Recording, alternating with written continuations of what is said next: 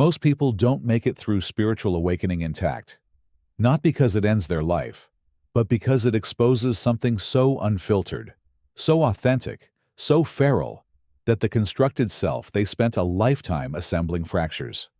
They withdraw. They blunt their feelings. They slip back into the old dream. For truth, authentic truth, doesn't liberate you at the start. It breaks you. It cracks the narratives you gripped and the masks you wore so long they fused with your skin.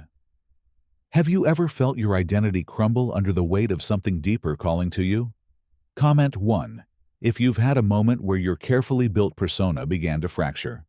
Comment 2 if you've sensed something stirring beneath, but haven't yet let it break through. This is the piece that rarely gets named, the part omitted from every romanticized tale of enlightenment. The roaring silence, the death of the psyche, the quake in the soul that leaves you shaking in a reality that no longer coheres. We're told awakening is light. That is only half the story. The rest dwells in shadow. The instant you pierce the veil, the world starts to dissolve, not materially, but at the level of existence. The meanings you projected onto things fall apart. The self-image you held disintegrates. Your beliefs, your deities, your ambitions turn into hollow echoes within a chamber you can no longer inhabit. This is exactly what Carl Jung meant when he said, "There is no coming to consciousness without pain." Awakening does not show up as ease. It arrives as rupture. It starts when the life you constructed begins to feel like a lie, not a cruel deception, but a protective one, a scaffolding shielding you from truths you could not yet bear. But now you are ready, or at least some part within you is. Something ancient, long buried, sacred, untamed, and irreversibly alive. And that inner something will not let you sleep again, not as before. The dreams you once pursued feel alien. The people who once felt familiar now seem far away. The pleasures you craved fall flat. What remains is silence. A silence so thunderous it drowns the voice you once mistook for me. This is ego death. No mere metaphor, but an actual psychological dissolution of identity. Resist it, and the pain intensifies. Battle it, and it feels like insanity. Even in surrender, it rips you open. Yet within that rending, you catch sight of something enduring. That is why most people do not make it through. The former self refuses a quiet exit. It screams, grasps, negotiates. It insists your experience is unreal, that you are depressed, deluded, adrift. And perhaps you are, but only because the map you inherited was never designed to guide you back to yourself. You learned how to achieve, to comply, to blend in, but not how to be genuine, not how to descend, not how to fall inward and hear the soul beneath the persona. Thus, the descent feels like ruin, when in fact it is a sacred summons, an initiation, a spiral into the womb of your own becoming. Have you ever had to let go of parts of yourself you once thought were permanent? Comment 1 if you've begun shedding false layers of identity. Comment 2 if you're still holding on, unsure of what will remain if you let go. You will be called to release, to relinquish all that is false. Each label, each mask, each identity you borrowed. You will lose things. You will lose people. You will lose versions of yourself you thought were permanent. And you must allow them to fall away. Try to carry them into the new frequency, and they will decay in your grasp. Awakening does not upgrade your former life. It incinerates it, then lingers in the ashes to see what, if anything, dares to rise. Even so, most turn around. They pick comfort over truth, approval over authenticity, the familiar cage over the uncharted wild. The wilderness is frightening. It speaks in a tongue reason cannot decode. It asks you to feel, to remain, to keep your eyes open when the mirror reflects what you wanted to erase. It reveals your shadow, not as a foe, but as a forgotten fragment of you, pleading to return. The part that raged and wept, that manipulated, feared, controlled. The part starved of love that learned to endure without it. And now, to awaken completely, you must welcome that part to the table. You must sit with your shadow and offer it something mightier than fear: compassion. Yet, this is no easy undertaking, because the shadow does not speak gently. It communicates through triggers, projections, and pain. It appears in the ways you wreck what you most desire. It hides in jealousy, defensiveness, and addiction. Until you face it, you remain caught in the cycle. This is what many miss. Awakening is not the finish line of pain. It is the outset of meeting it, aware, truthful, uncompromising. Few endure because awakening demands everything. It asks for your grief and your fury, your quiet and your willingness to be reborn without any guarantee of who you will be. It asks you to die while breathing, to lose your mind, to discover your soul, to witness the framework fall and still answer yes. And with that, yes, everything begins. The descent does not require power. It requires yielding. That is what most frightens the ego, which is engineered for control of appearances, emotions, and narrative, designed to endure in a world that penalizes vulnerability. The soul, however, is indifferent to mere survival. It came to become. Becoming demands dismantling. Take off the armor, unravel the stories, take down the scaffolding that dictated your identity. Only then can what is true arise, not from fear, but from essence. And that essence does not bellow or insist. It waits for the din to fade, for the masks to loosen, for the mind to tire of its games. Then it speaks, not in language, but in longing. A deep, unmistakable ache for more. Not more status or praise, but more reality, wholeness, aliveness. This ache is not an error, nor depression, nor disorder. It is a summons, the sacred signal that you are ready to abandon the lie. Yet here is the truth. Most people hear the call and dismiss it. They smother it with success, drown it in distractions, and numb it with routine. To respond to the call is to forfeit the world you constructed on sand. No one tells you how lonely that can be. The initial phase of awakening isn't lovely. It is exile. Exile from the familiar, from the socially sanctioned self, from the web of validation you didn't know enclosed you. In that exile, you will yearn to return, to numbness, predictability, the safety of pretending. But something within won't permit it anymore. Because once you have seen truth, you cannot unsee it. Once you have felt the gravity of your own soul, you cannot go back to the surface. So you drift through sleepless nights, through mornings with inexplicable tears, through relationships that feel empty, though no one aired. This is the interval between selves, the cocoon, the void, the liminal zone where the old has died and the new has not yet taken root.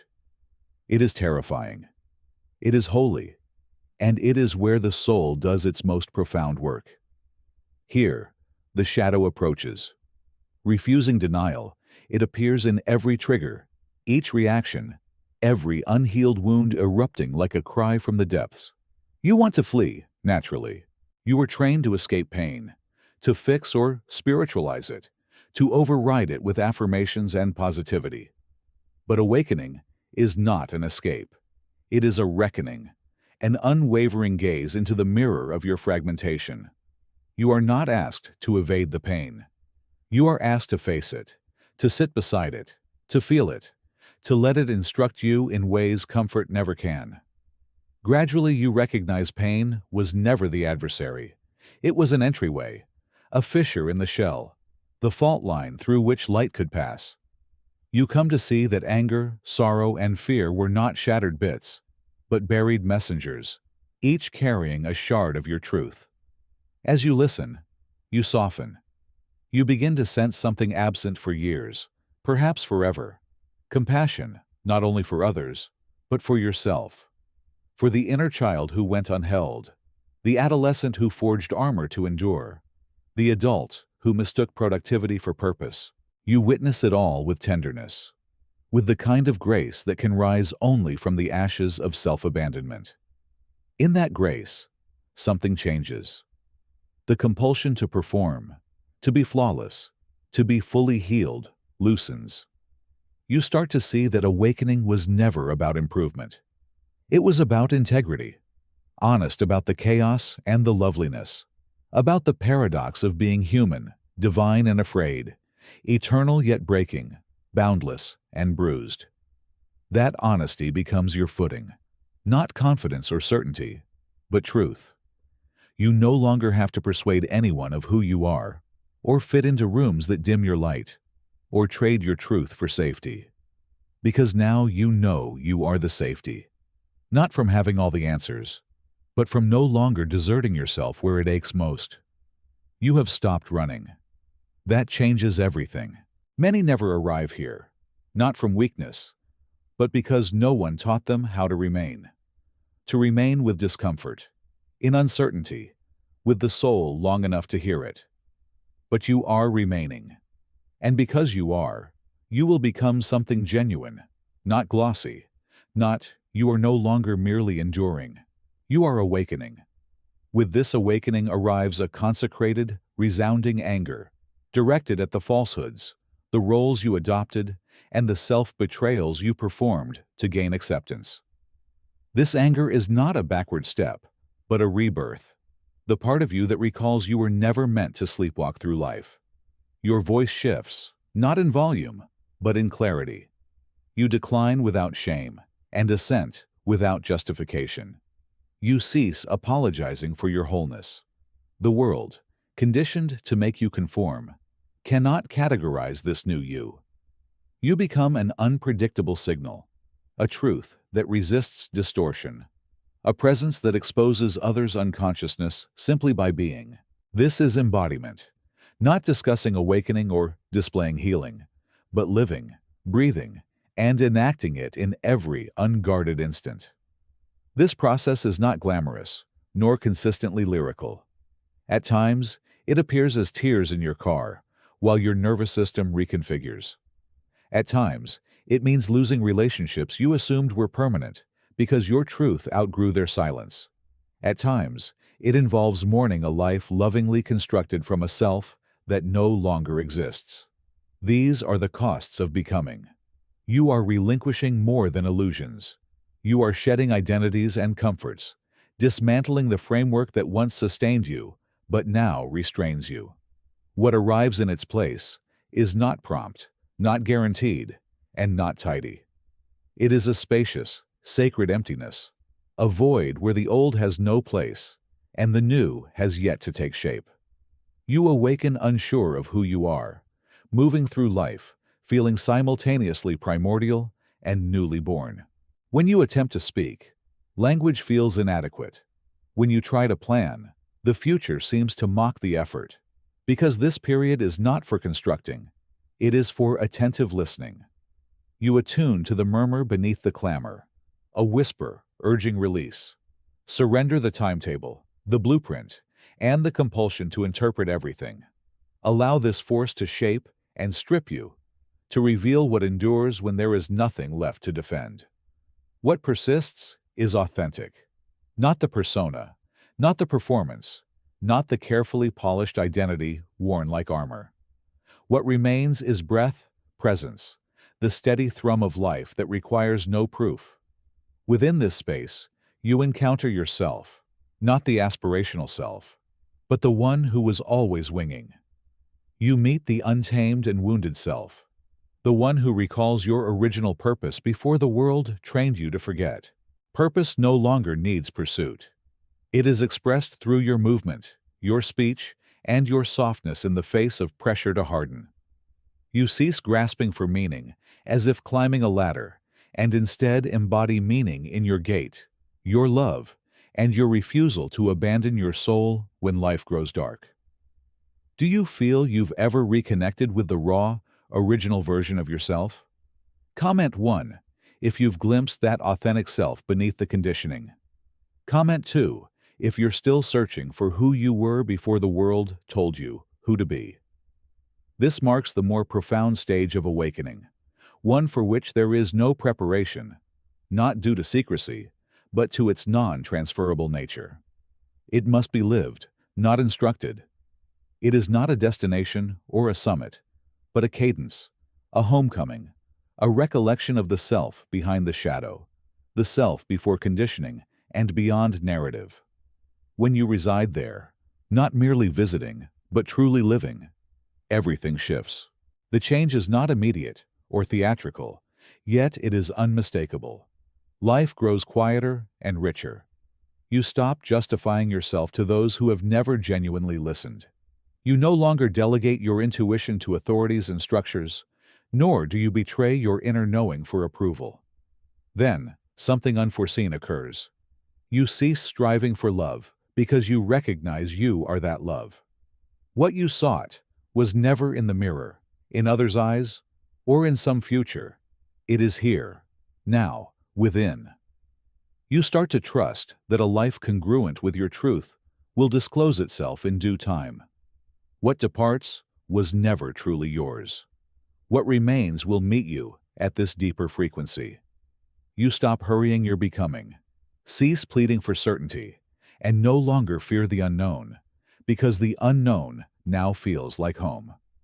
Emerging from the collapse of the soul produces another kind of strength, one that is not boisterous, ostentatious, or celebrated by conventional measures of power. It is quiet and self-governing, the strength of someone rooted in self-knowledge without needing visibility.